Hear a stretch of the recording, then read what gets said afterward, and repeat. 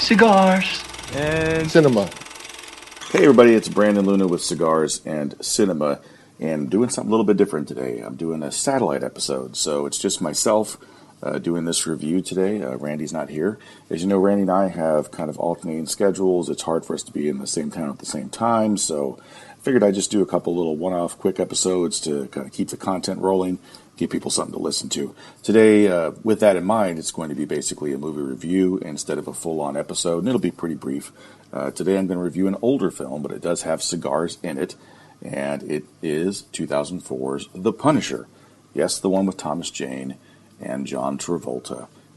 So, hadn't seen this movie in a long time, caught part of it in a cigar shop, got into a pretty nice discussion at that cigar shop with the use of cigars in film.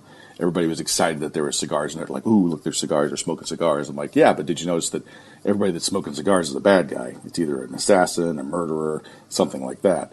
And that started kind of a deeper discussion about cigars in movies. And yeah, I mean, that's pretty much how it's portrayed in this film. If you're a bad guy and you're about to kill somebody, you're smoking a cigar. If you're a bad guy, you just killed somebody, you're smoking a cigar. If you're a bad guy and you're having a very angry discussion with another bad guy, you're smoking a cigar. Or at one point, John Travolta does smoke a pipe, so he goes off the rails a little bit and does something different.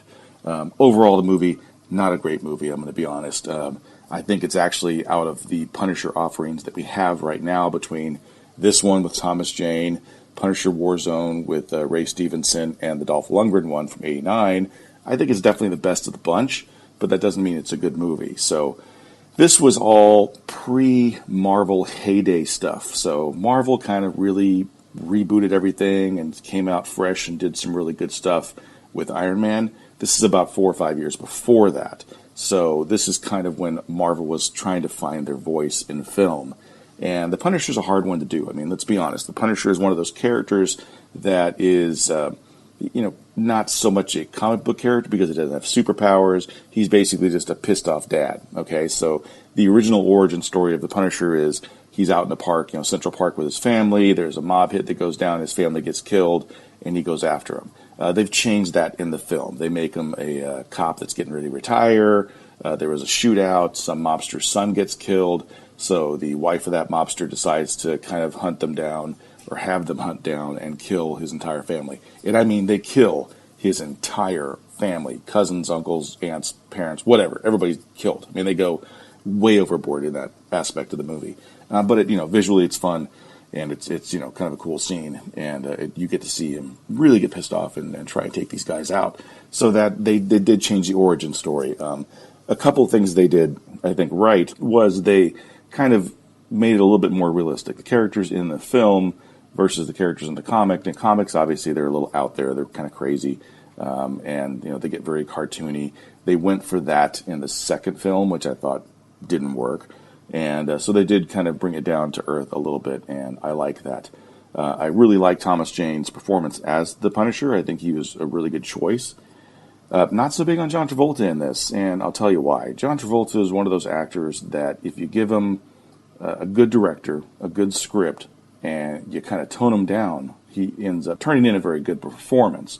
But if you let him run free, he goes a little overboard. And I notice it more when he does the bad guy roles. So when you see him in bad guy roles like, let's say, Broken Arrow, Face Off, he just kind of goes way off the rails. And either you like that John Travolta or you don't. I'm not a big fan of that John Travolta personally. I think it's just beyond the realm of possibility. It takes me out of the film, if that's the way to put it.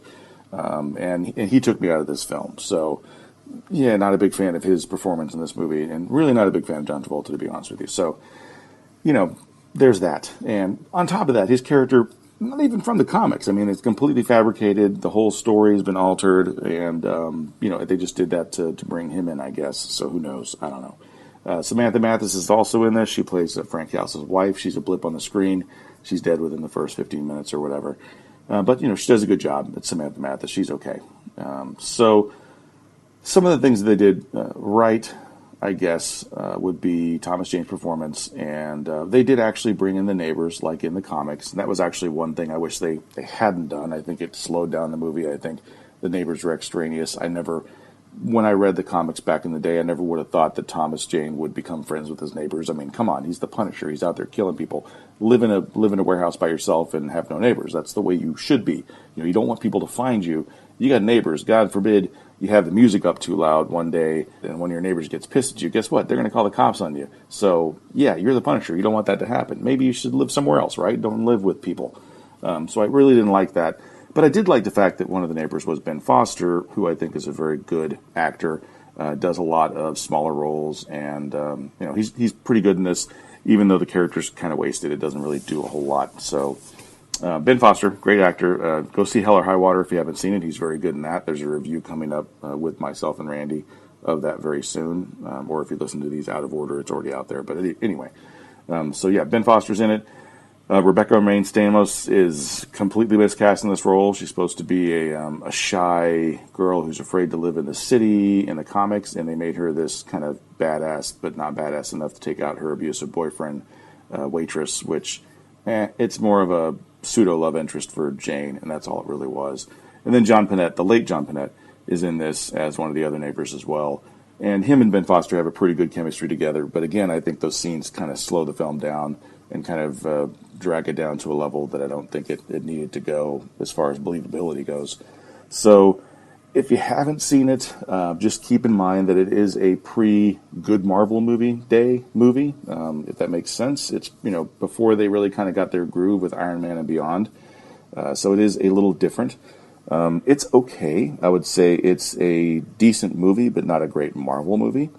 And Thomas Jane, really does a great performance in this. I would like to see him come back as the Punisher, but I know that we've got a different Punisher now with the Netflix television series coming out.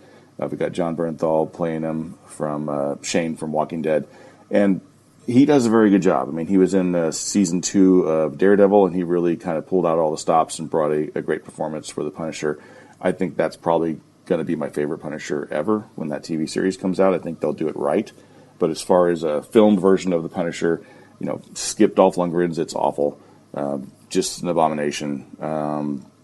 Watch the Ray Stevenson one because it's cartoony and fun, and it's got a lot of excessive, like super excessive violence to it, but it's not a great movie. And I would say you would probably enjoy the Thomas Jane one if you haven't already seen it from 2004. So check out The Punisher. Got some cigars in it. Bad guy smoking cigars. Hey, I'm going to go hunt down your family and kill everybody, but I'm going to smoke this cigar first. Yeah, if you're going to kill a whole bunch of people and you're sneaking up on them, don't smoke a cigar because they can smell that. It's kind of stupid, right? So yeah, bad guy smoking cigars. Bad guy John Travolta smoking a pipe. No smoke ever comes out of the pipe. I don't think he was actually smoking it, but whatever. And yeah, and there's another bad guy that smokes cigars that complains that it's not Cuban. What a douche. Anyway, so check out The Punisher from 2004 if you haven't seen it. And it's always been great smoking with you.